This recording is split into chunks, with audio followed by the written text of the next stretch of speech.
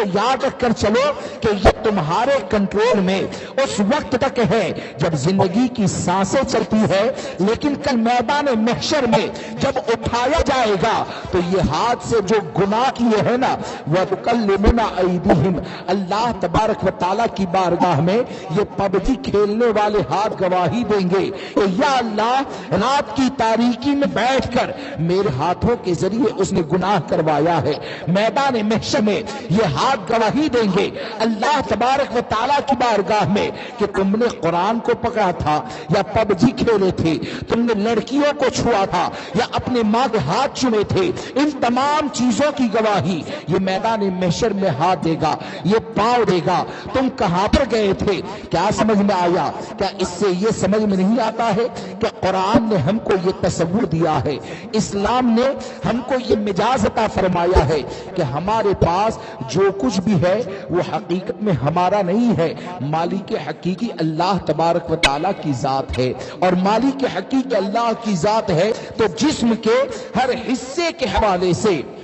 زندگی کے ہر لمحے کے حوالے سے اللہ تبارک و تعالیٰ کی بارگاہ میں جواب دینا پڑے گا۔ آپ ذرا سوچئے کہ اگر تمہاری آنکھ کی جو نعمت عطا کی گئی ہے، اس آنکھ کی نعمت کے بارے میں اگر میدان محشر میں سوال کر لیا گیا تو آج کوئی 25 سال کا ہے،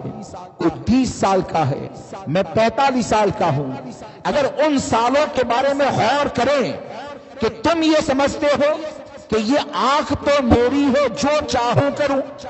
یہ سمجھتے ہیں نا لوگ، یہ سمجھتے ہیں کہ بھائی میرا جسم ہے میں جو چاہوں گا کروں گا،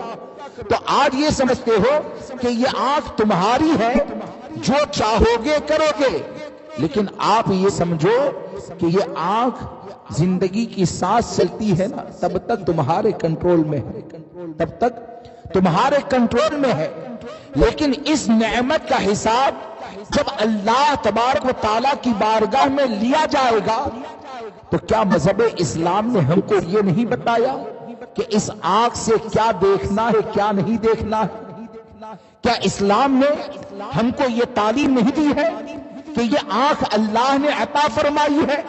تو کس چیز کو دیکھنے کے لیے عطا فرمائی ہے؟ یقیناً اسلام نے آنکھ کے بارے میں بھی ایک تصور عطا فرمایا۔ اگر اسلام کی عطا کردہ تصور کے مطابق اگر اس نعمت کی حفاظت کرو گے تو یقین جانے کہ اس نعمت کا حساب دینا یہ آسان ہو جائے گا، اور اگر اس نعمت کی حفاظت نہ کی تو ایسا نہیں ہے کہ لڑکیوں کو دیکھنا یہی ناجائز ہے، یہی گناہ کا کام ہے۔ ارے موبائل کے اوپر جو لڑکیوں کو دیکھا جاتا ہے نا وہ لڑکیوں کا تو بازار میں تصور بھی نہیں ہوتا ہے۔ موبائل کے اوپر یوٹیوب کے ذریعے جن لڑکیوں کو دیکھا جاتا ہے اور خواہشات کو بھڑکایا جاتا ہے تو یہی خواہشات کا نتیجہ تو ہے نا کہ آج بہت سی جگہ پر لوگ جانور سے زیادہ ایسے بدتر ہو گئے کہ آج کے وقت میں 4 سال کی بچیاں لوگوں سے محفوظ نہیں ہیں۔ آج کے وقت میں 2 سال کی بچی اگر پڑی ہوتی ہے تو کئی بار ایسا ہوتا ہے کہ اس کے ساتھ بھی ریپ ہوتا ہے، اس کے ساتھ بھی غلط کام ہوتا ہے، تو یہ آنکھوں کی آوارگی کا نتیجہ ہے۔ اس بات کو یاد رکھ کے چلے، چاہے وہ پب جی کھیلنے والے ہو، چاہے فلم دیکھ کر وقت گزارنے والے ہو، چاہے لڑکیوں کا پیچھا کرنے والی نظریں ہو، یا جو بھی حرام چیزوں کو دیکھنے والے ہیں، وہ اس چیز کو یاد رکھ کر چلیں کہ یہ آنکھ اتنی قیمتی نعمت ہے نا، اور یہ آنکھ اتنی زیادہ کمزور ہے کہ کبھی اس حصے کے اوپر غور کر لیں کہ اگر ابھی تیز ہوا چلنے لگے اور ایک تنکا اڑ کر اگر تیری آنکھ میں چلا جائے، ایک تنکا اگر میری آنکھ میں چلا جائے تو میں ایک تنکے کو برداشت نہیں کر سکتا، تو پب جی کھیلنے کی بنیاد پر، رات کے اندھیرے میں فلم دیکھنے کی بنیاد پر نگاہیں لڑکیوں کا پیچھا کرتی ہے، چاہے بازار میں کریں، چاہے یوٹیوب پر کریں، چاہے ویڈیو کالنگ کے ذریعے کریں، جس کے ذریعے بھی کریں، جب ان آنکھوں کے اندر میدان محشر میں آگ کی سلائی کو پھرایا جائے گا تب تیری آنکھوں کا حال کیا ہوگا، تب تیرا حال اور معاملہ کیا ہوگا۔ اپنی آخرت کی فکر کریں، اپنے آخرت کی فکر کریں، اپنے دین کی حفاظت کریں، اور اس بات کو یاد رکھ کر چلیں کہ اللہ تبارک و تعالیٰ نے یہ جو زندگی عطا فرمائی ہے تو وقت کہاں پر گزارا ہے اس کا بھی جواب اللہ کی بارگاہ میں دینا ہے۔ آج ہم اتنے لوگ یہاں پر بیٹھے ہیں اور حقیقت ہے کہ ہماری بہت غفلت والی زندگی ہے، ہماری اللہ تبارک و تعالی سرکار غوث اعظم کے صدقے ہم تمامی حضرات کو اللہ کی عطا کردہ نعمتوں کی قدر کرنے کی توفیق عطا فرمائے کہ آج یہ بہت غفلت والی حقیقت میں زندگی ہے کہ آج حال یہ ہوتا ہے کہ آدمی 24 گھنٹے گزارتا ہے، 24 گھنٹے میں ایک نماز کا تصور نہیں ہوتا ہے اور ہزاروں کی تعداد ہے، 24 گھنٹے گزارتا ہے اور حال یہ ہوتا ہے کہ وہ رات میں آنے کے بعد اپنے کاروبار کا حساب تو کرتا ہے کہ مزدوری کرنے گئے تو کتنے کمائے کتنے گوائے، لیکن یہ حساب نہیں کرتا ہے کہ دن بھر میں کتنی نیکیاں جمع کی کتنے گناہ جمع کیے، یہ حساب نہیں کرتا ہے۔ اصل میں ہم کو جو ہمارے بزرگوں نے تصور عطا فرمایا ہے نا، وہ تصور کیا ہے؟ آج اصل میں سوچ لوگوں کی یہ بنتی جا رہی ہے، یہ کہیے کہ جو ماحول بگڑ گیا اس کی نحوست کا اثر ہے کہ آج کوئی بھی حساب کتاب کرنے کے لیے بیٹھے نا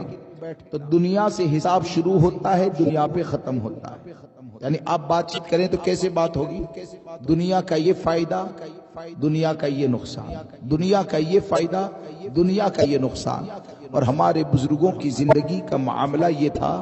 کہ وہ دنیا کے نقصان کے بارے میں بعد میں غور کرتے تھے، اخروی نقصان کے بارے میں پہلے سوچا کرتے تھے، اپنی آخرت کے نقصان کے بارے میں پہلے سوچا کرتے تھے۔ تو اس لیے ایک تو یہ کہ اپنی زندگی کی حفاظت کریں، وقت کو برباد ہونے سے بچائیں، اور اتنی آسانی کے ساتھ جو وقت کو برباد کر دیا جاتا ہے تو اس پر پہرا دیں، اس کی حفاظت کریں، اور نماز پنجگانہ کو وقت مقررہ پر ادا کریں کہ ہم غوث اعظم رضی اللہ تبارک و تعالیٰ سے محبت کرنے والے ہیں۔ وہ غوث اعظم وہ 40 سال تک عشاء کے وضو سے فجر کی نماز کو ادا فرماتے ہیں۔ تو موبائل وغیرہ ان چیزوں سے پرہیز کریں۔ اور دوسری بات یہ آج کے وقت میں مال جو خرچ کیا جاتا ہے نا، مال جو خرچ کیا جاتا ہے تو مال کے بارے میں بھی ایک نشہ ہوتا ہے۔ کیسے ہوتا ہے کہ مال ہمارا ہے، حالانکہ پہلے بھی میں نے کہا ہمارا کچھ نہیں ہے، سب کچھ اللہ کا عطا کرتا ہے۔ کیسے لینا ہے وہ بھی بتایا، اسلام نے کہاں پر خرچ کرنا ہے وہ بھی بتایا، یہاں تک کہ یہ مال بھی جو ہے نا، مال یہ اللہ کی عطا کردہ ایک نعمت ہے۔ میں اگر چاہوں کہ راہ چلتے چلتے ایک سکہ ایسے پھینک دوں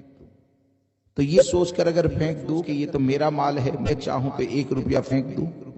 یہ پھینکنا میرے لیے جائز نہیں ہوگا، یہ ناجائز ہوگا۔ کیا ہوگا؟ ارے بولیے، یہ 1 روپیہ اگر ضائع کر دیا نا، پھینک دیا، 1 روپیہ اگر پھینک دیا تو اس 1 روپیے کا حساب بھی اللہ کی بارگاہ میں دینا ہے، اس 1 روپیے کا حساب اللہ کی بارگاہ میں دینا ہے۔ تو ایک تو ہے کہ مال کو برباد کر دینا، اور ایک وہ کہ مال کے ذریعے ناجائز و حرام کام